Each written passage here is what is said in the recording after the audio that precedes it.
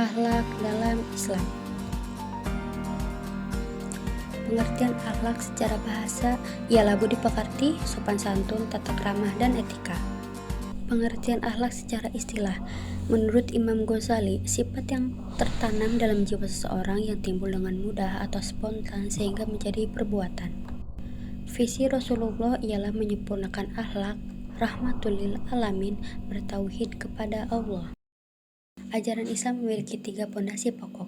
Pertama adalah akidah, berkenaan dengan aturan-aturan yang harus dilaksanakan manusia dalam rangka mengabadikan diri kepada Allah Subhanahu wa Ta'ala. Kedua ada akhlak, perilaku yang ditampilkan seseorang dalam kesehariannya, berkaitan dengan hubungannya dengan Allah Subhanahu wa Ta'ala, manusia, atau makhluk lainnya. Yang ketiga ada syariah, dapat bersumber dari hal-hal yang dapat diaplikasikan secara langsung, semisal perintah sholat atau hal-hal yang menyangkut akidah, muamalah, dan ibadah. Pembagian akhlak terbagi 2 macam. Yang pertama ada akhlakul mahmudah atau akhlakul karimah, merupakan akhlak terpuji, sikap sederhana, lurus, rendah hati, tidak berlebihan, jujur, menepati janji, amanah, dan istiqomah, sabar, pemalu, pemaaf, dan lain-lain. Yang kedua ada akhlakul majmunah, merupakan akhlak tercela dengan sikap yang sebaliknya dari sikap terpuji. Syarat mengapa suatu perbuatan dapat dikatakan akhlak. Pertama ialah dilakukan secara spontan.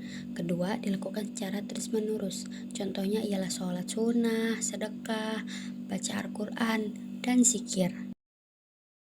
Dalam rukun iman, ada pengajaran tentang akhlak, yaitu berakhlak dengan beriman kepada Allah, Rasul, dan kitab suci, hari kebangkitan, dan qada dan qadar, yang menjadikan manusia berakhlakul mulia seperti firman Allah dalam surat Al-Ankabut ayat 29-45, yang artinya, dirikanlah sholat, sesungguhnya sholat itu mencegah dari perbuatan keji dan mungkar. Berakhlak dalam Islam. Pertama adalah akhlak terhadap Allah Subhanahu wa Ta'ala. Kedua, akhlak terhadap Rasul. Ketiga, akhlak terhadap diri sendiri. Keempat, akhlak terhadap sesama manusia. Yang kelima, akhlak terhadap alam dan lingkungan. Bagaimana akhlak kita kepada Allah Subhanahu wa Ta'ala? Pertama, membenarkan berita yang datang dari Allah Subhanahu wa Ta'ala. Maksudnya adalah seseorang tidak boleh ragu dan bimbang dalam membenarkan berita yang datang dari Allah, karena berita dari Allah bersumber dari ilmu Allah yang paling benar. Kedua, menerima hukum-hukum yang Allah tetapkan dengan mengamalkannya.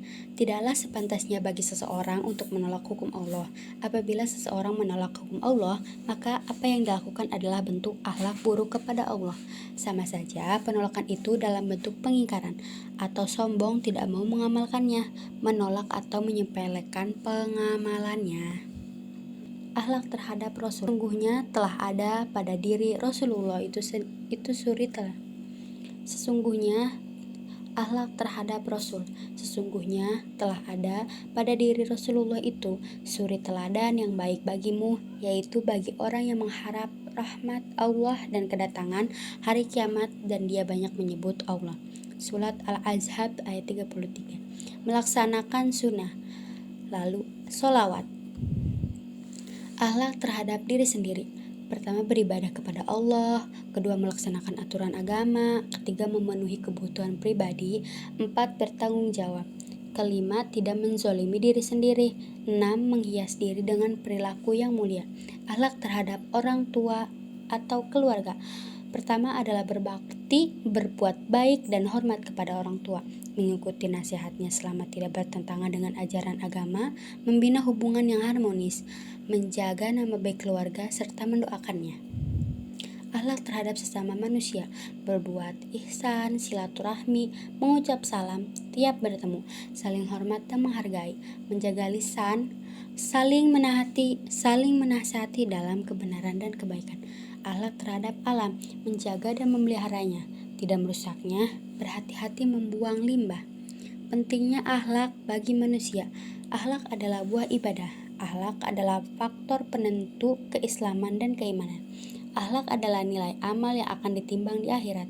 Akhlak adalah sarana mewujudkan tatanan masyarakat. Cara mengatasi hal-hal negatif bagi remaja, melakukan kegiatan yang positif, mengekspresikan potensi diri melalui kegiatan yang menunjang kehidupan yang akan datang.